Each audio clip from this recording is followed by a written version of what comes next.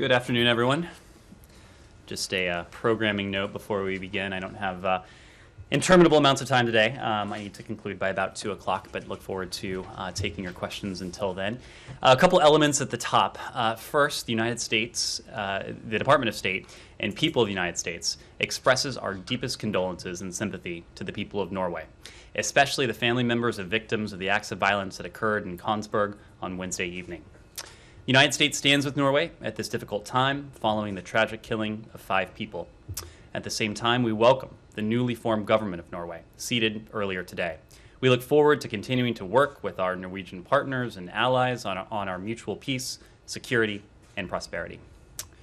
Next, the recent death of Venezuelan political prisoner Raul Baduel reminds the world of the deplorable and dangerous conditions Venezuelan political prisoners face in the Maduro regime's custody. We call for an independent examination to confirm the true cause of the death.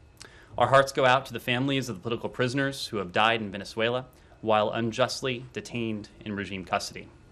Since 2014, at least 10 Venezuelan political prisoners have died in regime detention, and 3 have died in the last year alone.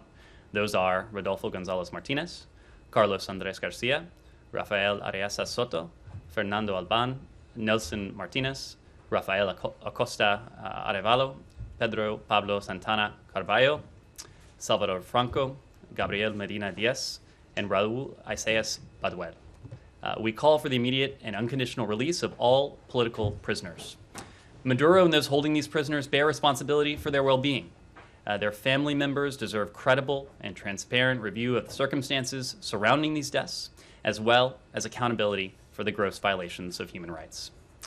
And finally, today I'm pleased to note the United States was successfully elected to the UN Human Rights Council. The President and Secretary Blinken have put democracy and human rights, essential cornerstones of peace and stability, at the center of our foreign policy. We have eagerly and earnestly pursued these values in our relationships around the world. We thank the UN member states who supported our candidacy for a seat on the Council. We will use our position to renew the Council's focus on the core human rights principles enshrined in the Universal Declaration of Human Rights and the UN Charter, which undergird the Council's founding.